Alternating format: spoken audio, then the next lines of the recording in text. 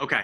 So the Mishnah says that there's another principle. What's that principle? The principle is in the definition of the prohibition of chutzah on Shabbos, of carrying on Shabbos. There's a prohibition in the Torah of carrying from one domain to another domain on Shabbos, and that manifests itself in carrying from your private home into a public domain.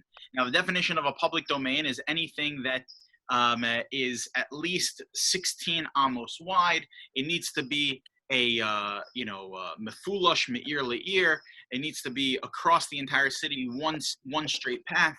According to Rashi and Tosos, it needs to have at least 600,000 people that transverse through the city on a daily basis. There are a lot of criteria that would make something into a public domain. However, basically what we say in halacha is that anything that wouldn't fall into the category of a private domain, which basically means that it doesn't have four walls, that would be at least a public domain on a rabbinic level, and therefore would still be prohibited to carry. By the way, the only reason we can make an eruv, which is basically making walls around the city and then connecting all the properties through a joined meal in the form of a box of matzahs, the only reason we could do that is because we view the city that we live in as only a public domain on a rabbinic level. If it was a public domain on a deoraisa level, like for example, a highway would be a deoraisa version of a Rishos HaRabim, you would not be able to build an eruv around the highway. Only around the city getting around the highway, or a town getting around the highway that leads into the town, that would be permissible. So what we're talking about carrying outside of the eruv, outside your homes, if you don't live in a place with an eruv. So what is the definition of that malacha? How would one violate that prohibition? So the Mishnah says the following: Kol hakasher lahatzniya. So it depends on what you're carrying. Not all carrying is created equal. That if one were to carry something that one would normally store, one would normally keep, says the Mishnah, lahatzniya, that you would keep it, then you are not allowed to carry it. Umatzinin kamohu, and people store things like this. So then v'hotzio, and then you carry it b'Shabbos, chayev alav chatas. Then you would be obligated to bring a chatas. You have violated a Torah prohibition, and you'd have to bring an offering to the Beis Hamikdash. However, says the Mishnah, v'kol she'eno kasher lahatzniya. However, if it is not something that generally is stored away, it's not something that is kept, ve'ein matzinin kamohu ve'hotzio b'Shabbos, it's not something that people generally keep away, eino chayev ella hamatznio. You would not be violated, you would not be obligated to bring a korban chatas. You have not violated Shabbos on a deoraisa level, unless you're someone that keeps these things. So I'll give you an example of something that would be prohibited to carry. People feel possessive over their objects, right? A pen, a book, a phone, a watch, right? It could even be something smaller than that. A button is something that I need. I need a button. So it's a utility. It's something that's useful. It's tiny, but it's still something that I have a use for. Therefore, it's prohibited for me to carry it on Shabbos into the Rishos HaRabim. Something that I generally do not store away for safekeeping are old banana peels. Old banana peels, I do not store those away for safekeeping, and therefore, if I were to carry them into the Rishos HaRabim on Shabbos, it would not be a deoraisa prohibition. It would only be a rabbinic prohibition of carrying on Shabbos. However, if I'm a farmer that keeps banana peels for compost, then that would be a deoraisa prohibition, even though the general population does not keep around banana peels. But there are people that do keep around banana peels. The people that keep around banana peels, if they were to carry them on Shabbos into the Rishos HaRabim, into the public domain, that would be a deoraisa prohibition of carrying on Shabbos. However, for the average person, banana peels do not carry that level of chashivos because people don't keep them, and therefore would not be a prohibition on Shabbos on a d'oraisa level. Continuing on to the next Mishnah, we're going to come back to discuss all of this. Hamotzi teven, someone who carries out straw, kimale pi para, that would fit into the mouth of a cow, or atza kimale pi gamal, or if they were to carry, they translated here as beanstalks. Atza are beanstalks, which apparently is what camels eat. Then you carry it an amount out that could fit into the mouth of a camel, then that would be a prohibition. Amir, which is another type of leaf of some point, some other type of a stalk that is eaten by sheep. Kemali pigdeh, or asavim, or grass. Kemali pigdi, which is a smaller amount that would only fit into the mouth of a goat. Grass. Ale shum v'ale betzalim. If you carry out leaves of garlic or leaves of onions, it depends if they are fresh. If they're lachim, if they're fresh, then the size would be a kigrogret, which would be the size of a dried fig, which in Hilchos Shabbos is basically the amount we view as the smallest amount of food that would be considered chashuv, that would be considered significant, is the amount of a dried fig. If it's yeveshim, however, if they're dried up, these leaves, kamale pigdi, then it would only be animal food to begin with, and therefore, however amount would fit into the mouth of a goat, which is a larger amount, that would be prohibited.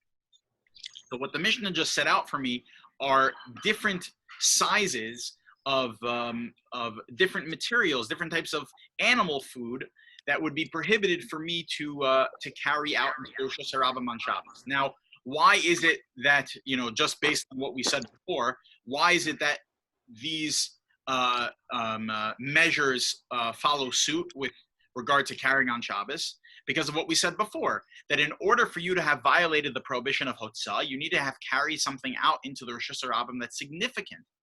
So animal food is only as significant as the animal would eat it.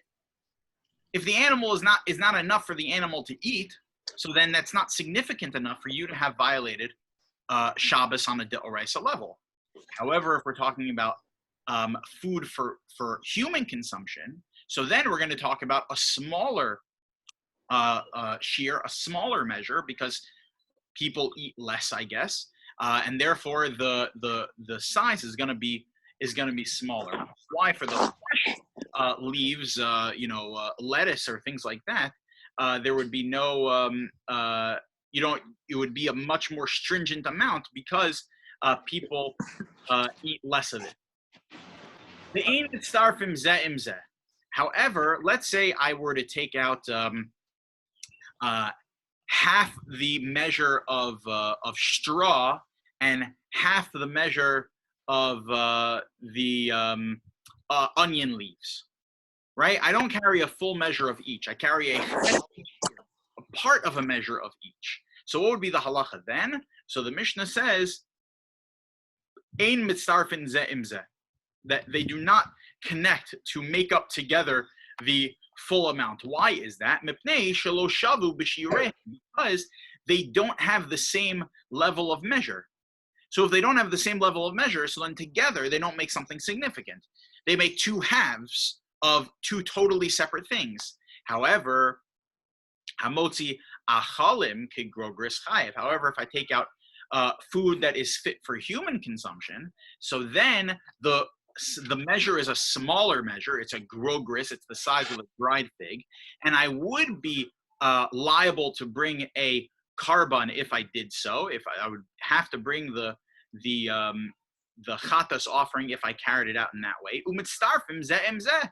And they do connect one to another, meaning that if I have, half of, a banana, a piece of banana that's half the size of a dried fig, and I have, half a dried fig that I carry out into the Rishus Harabim, those two things would connect to one another to make one complete shiur, because I've carried out enough food for a person. Again, I fit the criteria of carrying out something that is chashuv, something that is significant. Says the Mishnah, chutz miklipehen v'gar'inehen v'uktsehen v'suban umursanen. That the exception would be that I would not include into the size of the measure, the seeds or the shells or things like that, because the pits, things like that. Why? Because that is not fit for human consumption, and therefore would not be part of the measure. Rabbi Yehuda Omer chutz miklipe adashim she mispashlos imahen. The Rabbi Yehuda says that the exception to that rule is the shells of lentils, because those are cooked when you make lentils. They're cooked with their shells on them, says Rabbi Yehuda. Okay, fine. The Ritva on this Mishnah explains why it is that we have this rule over here, that it depends on whether or not something is significant, and therefore it's going to be prohibited. Basically saying that if something is not generally stored away, like we said before, you wouldn't keep it, therefore it would not carry with it a biblical prohibition. So the Ritva explains as follows. The Ritva says, Hainu bein bedavar she'eino kasher la'atzniya, meaning that it's not something that you generally keep. Bein bedavar she'ein mitzanin kamohu, that or it's something that you would normally keep.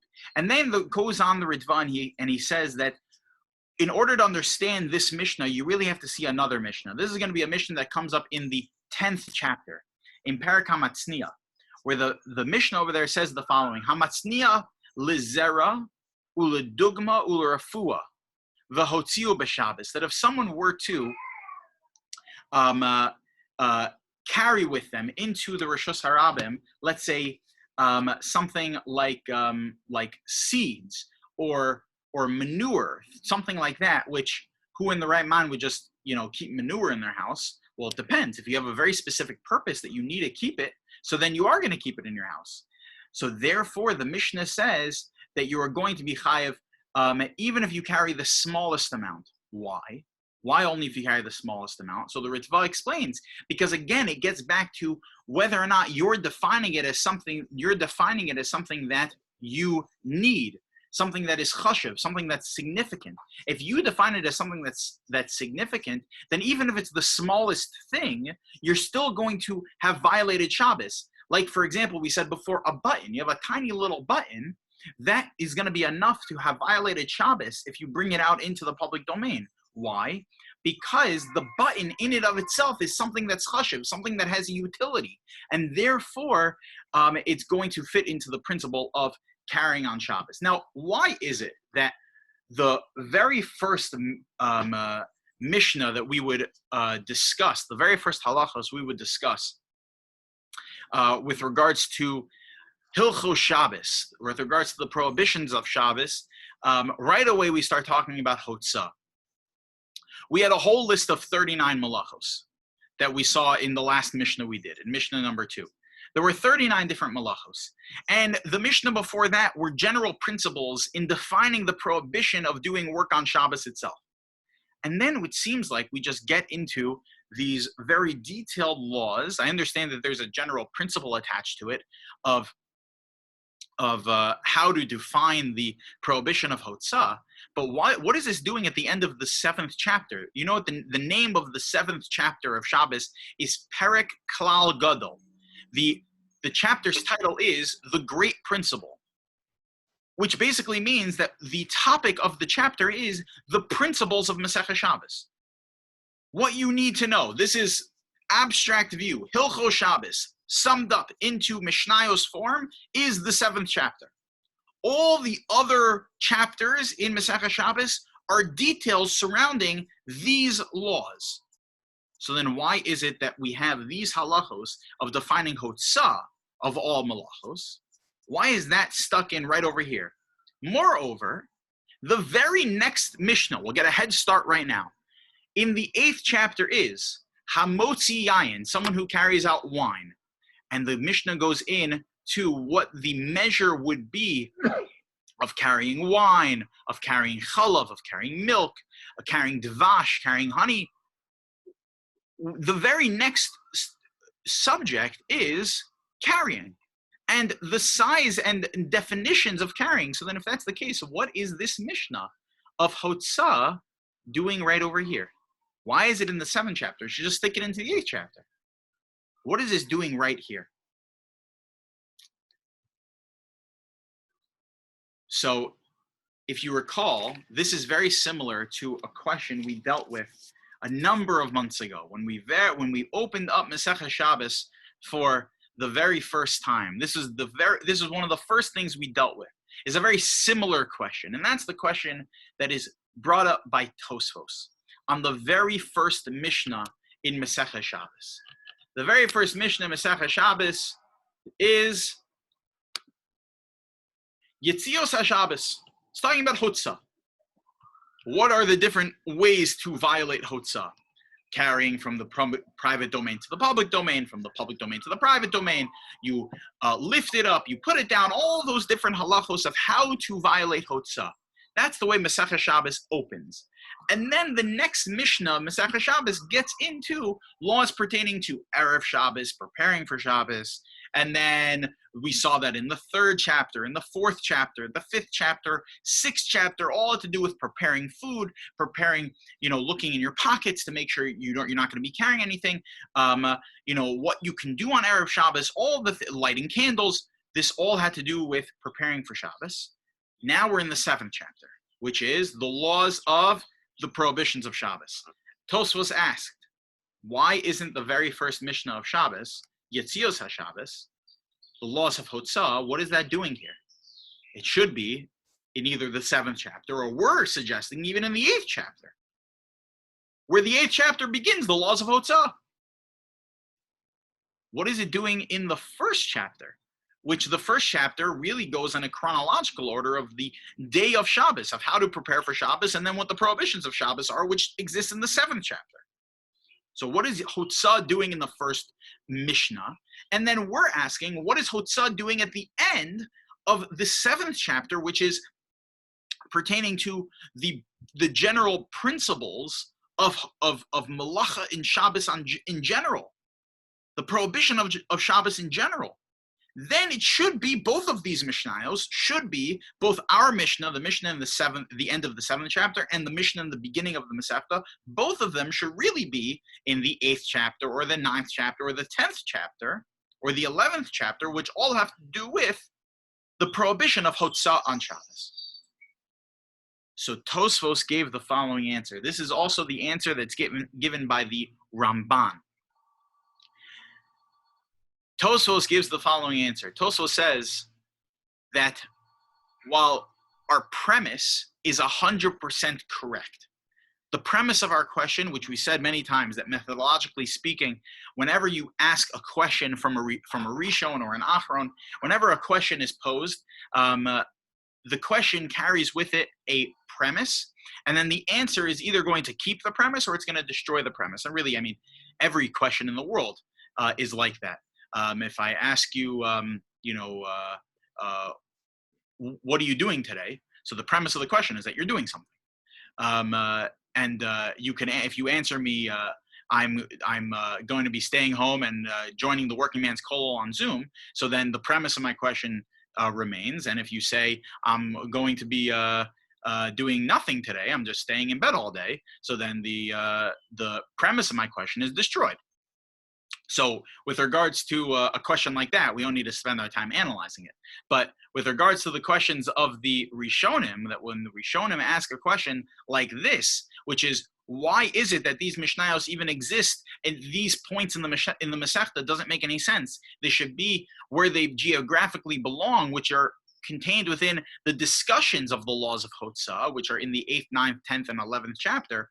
What are they doing over here? So Tosfos keeps his premise. He says the premise is 100% correct, that this is not the right place for these Mishnayos. It doesn't make sense for us to discuss Hotzah here.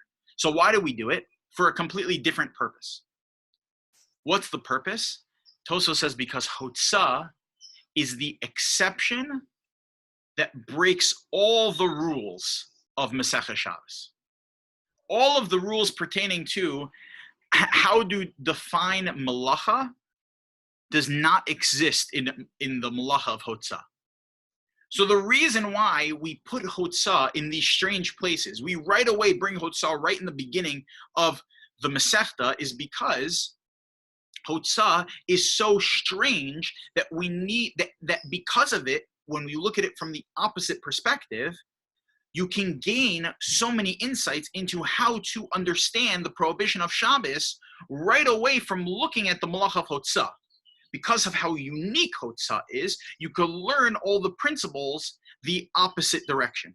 And I think it's the same reason why hotzah is stuck into our parak, where our parak is learning the general principles of the prohibition of Shabbos by and large, which is that,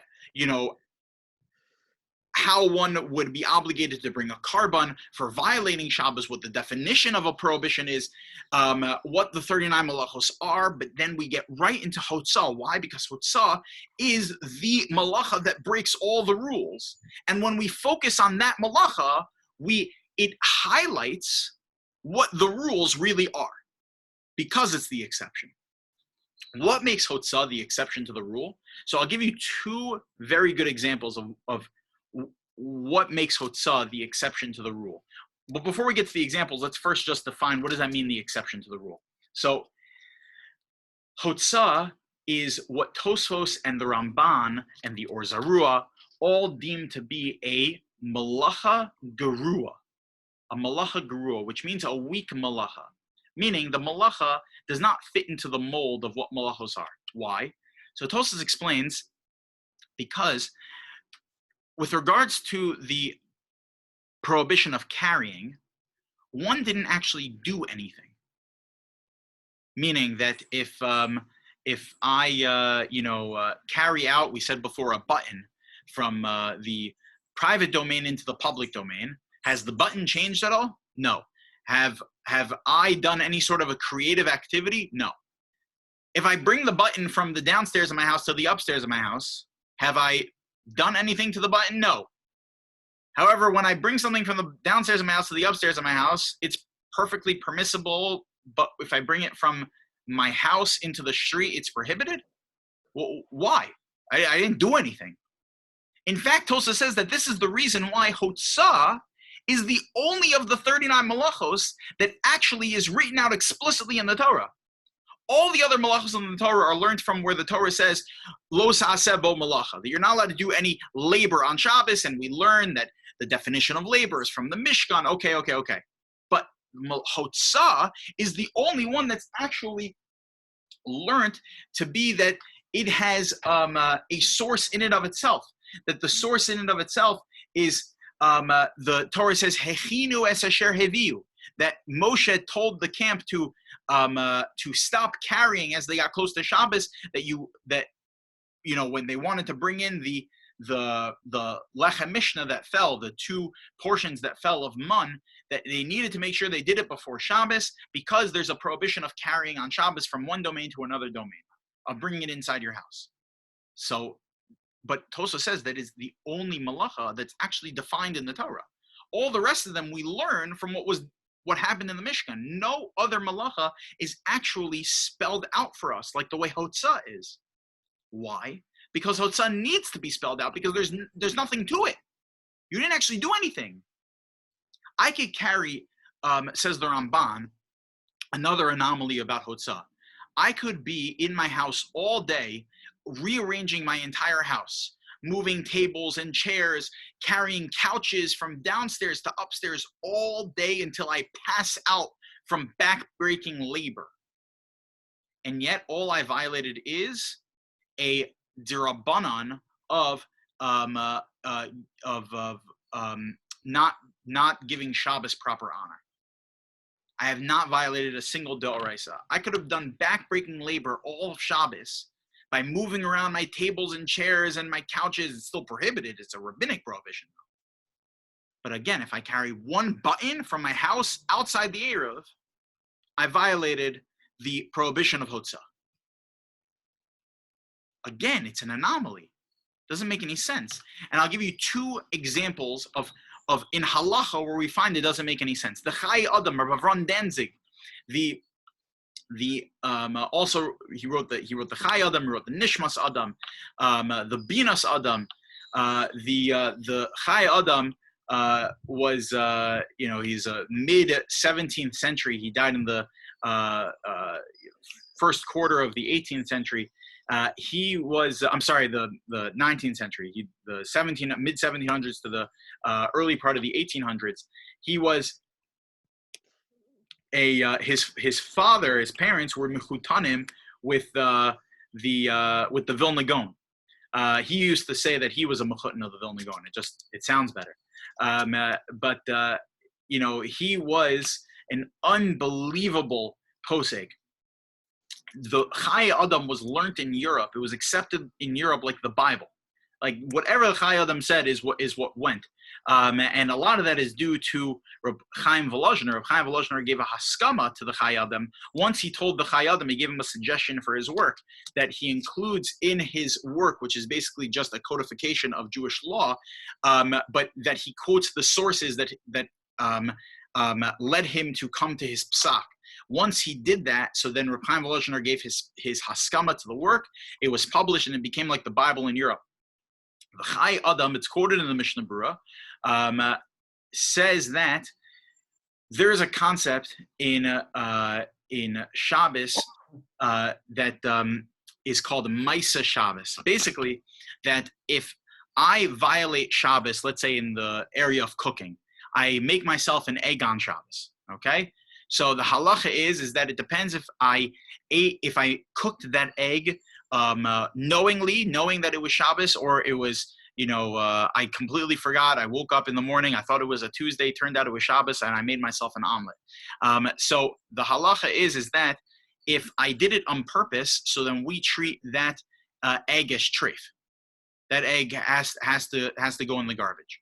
However, if it was done accidentally, then I can't eat it on Shabbos. I have to wait till after Shabbos and I can eat it on Shabbos. Okay? The Chai Adam paskins that this concept of Maisa Shabbos, where we give a penalty for one who violated Shabbos, that they cannot benefit from the work that they did if they did it purposely, does not apply to Hotzah. Why? Because Hotzah is a malacha gura. Because you didn't actually do anything. You violated a prohibition in the Torah, but nothing actually came of it. That's what the Chai Adam says. The Mishnah Berurah says you can rely on that for a shas hadchak. For a shas hadchak, if under extremely pressing circumstances, you carried out someone purposely carried, let's say, something of tremendous value, a diamond ring, a diamond bracelet, something like that. So we wouldn't say to that person, okay, you're not allowed to use that object anymore because you violated the Torah prohibition of carrying on Shabbos with it. Purposely, we would say in such a scenario that Maisa Shabbos does not apply to Hotzah. Again, the Mishnah Berurah says only in that kind of a scenario where it's a Shas Hadchak, but why should it not apply at all? According to the Chai Adam, because it's a malacha grua, because in and of itself, it doesn't make any sense, the malacha. The malacha itself is a chiddush. The Torah needed to go out of its way to tell me that it's prohibited. Another example is brought down from the Rashbam in Bava Basra. The Rashbam says that there's a general principle of chatzi shir. The Gemara in Yuma on Daf Ayin Dalet has a machlokes between Rabbi Yochanan and Rish Lakish about whether or not if I, let's say, eat half the measure of what would be prohibited to eat of a cheeseburger. Okay, I eat half a kazayas of a cheeseburger. All right, is that a biblical prohibition or a rabbinic prohibition? So according to Rabbi Yochanan, that is a Torah prohibition, and according to Rish Lakish, that is only a rabbinic prohibition. We paskin like Rabbi Yochanan, that is a Torah prohibition. And there's a major discussion whether or not we paskin like Rabbi Yochanan only in the area of ma'acholos asuros, only in the area of prohibited forms of consumption, like eating non-kosher and the like, or do we extend this to other prohibitions, like Shabbos, for example. If I cooked half the measure that one is not allowed to cook on Shabbos, so I cook half a kazayas on Shabbos, would that be a Torah prohibition or a rabbinic prohibition? And it seems like from Rashi and Shabbos on Daf Ayin Daled, and most Rishonim that it is a Torah prohibition, because we pass like Rabbi Yochanan across the board. There is one opinion of the Chacham Tzvi who thinks that it is only a rabbinic prohibition, not for now. The Rashbam says that the exception to the way we assume, which again, we assume that Chatzi Shir, that violating the prohibition by doing only half of the prohibition still is a Torah prohibition in and of itself, does not apply to Hotzah. Meaning that if I carry out half a dried fig into the Rishus Harabim on Shabbos, according to the Rashbam, that would only be a rabbinic prohibition. Why? I thought we say Chatzi Shir Asra Torah. We pass like Rabbi Yochanan. That doing half the measure of the prohibition also is prohibited. No, because Hotzah is a malacha gerua, and in order to violate it, you need to violate it completely. All of the details of Hotzah are part of the fabric of the malacha. And the reason why we're bringing it down in our context of defining the prohibition of Shabbos itself is because Hotzah is the only malacha that's like that. Coming to tell me that all other malachos fit the mold. I want to just share Hadran Alach Perek Klal Gadol. We now finished the 7th chapter of Mesechah Shabbos, and now next week we're going to be moving on to the 8th chapter. So I just want to share for 2 minutes something that I've just been thinking about over the last couple of days. Rav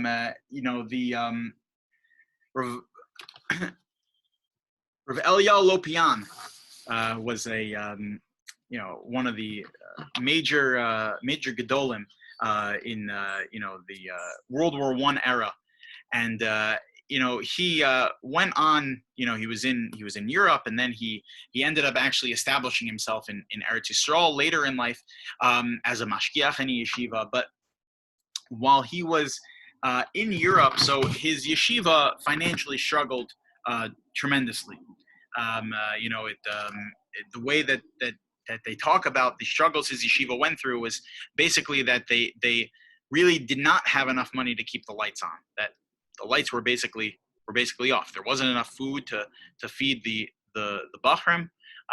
They were going through tremendous struggles, to the point that people didn't want to continue to support the yeshiva because they felt as though the money was not being handled properly, and therefore they were sending their money elsewhere. So Rabbi Eliyahu Lopian was very distraught over this, as you can imagine. We're talking about one of the Gedolei Hador. And someone told him, they said, if you were to go to the Chafetz Chaim and bring him a letter from a specific, and get a letter from him and take that letter to a specific gvir, to a specific very wealthy person, that person will write off all of your debt with one check, because this person would do whatever the Chafetz Chaim says. So if you were to bring a letter from the Chafetz Chaim that the Chafetz Chaim is backing your efforts, I'm telling you, he'll take care of everything for you. Okay, I guess this is what I have to do. So he gets in the train, he goes on the long journey all the way out to Radin. He gets a letter from the Chafetz Chaim with the thought that then he's going to travel out to this other fellow to then be able to get the money necessary to keep his yeshiva functioning. When Rabbi Eliyahu Lopian arrives at the home of the Chafetz Chaim, he comes in, he explains the situation.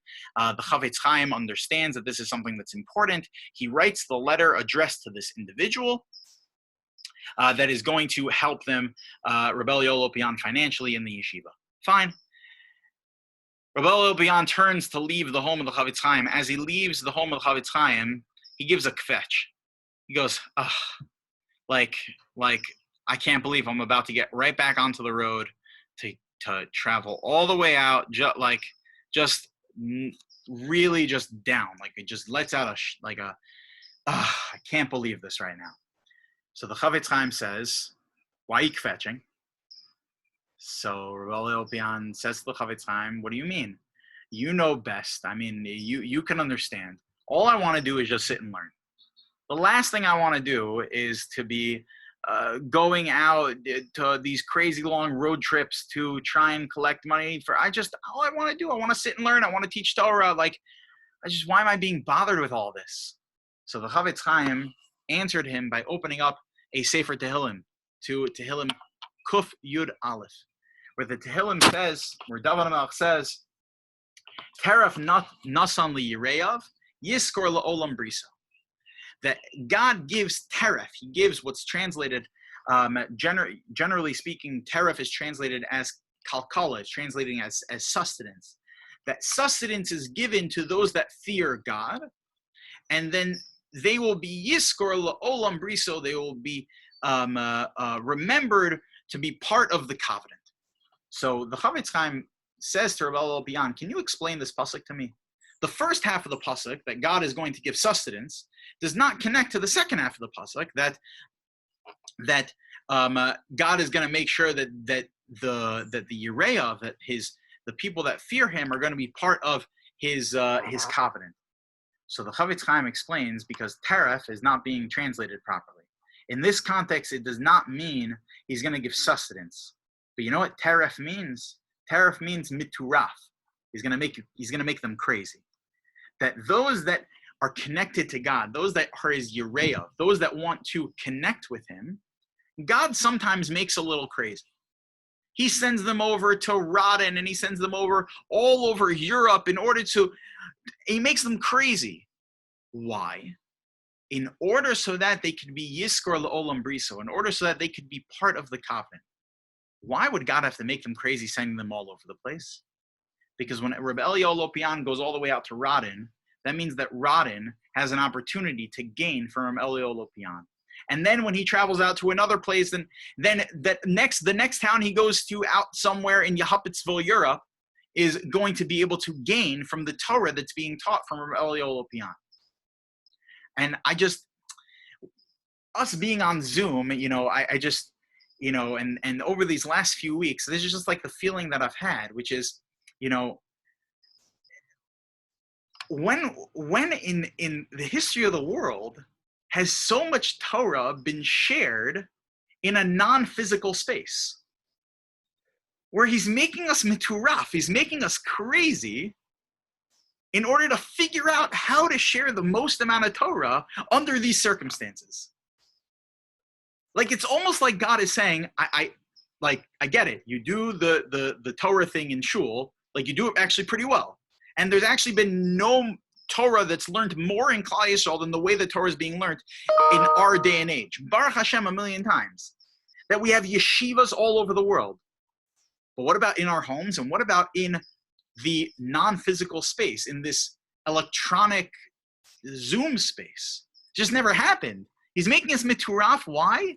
Because through this we could be Yiskor L'Olam Briso, because God wants that Divrei Hashem happens on every platform. I mean, it's just an unbelievable opportunity, and just like something that if we have this kind of a perspective, it's almost like I'm part of something huge. I'm part of bringing Dvar Hashem to a place that never existed before. This right now has never existed before. It's an unbelievable thing. I feel like we're part of, something where the Chavetz Chaim told us is part of what makes us into the Yireya, part of what makes us into to being a part of the big plan, is to go through things like this. And it's just an unbelievable thing. All right, I want to thank all of you for coming to learn today. And next week, we're going to continue with the 8th chapter of Masechah Shabbos. Again, thank you to Mark and Shana Lebovitz, and also thank you to Felicia and Mark Gibsman for sponsoring the shiurim today. Thank you. Thank you, Rabbi. Thank you. Thank you. Bye-bye. Keep it on for a couple more minutes if anyone has any questions.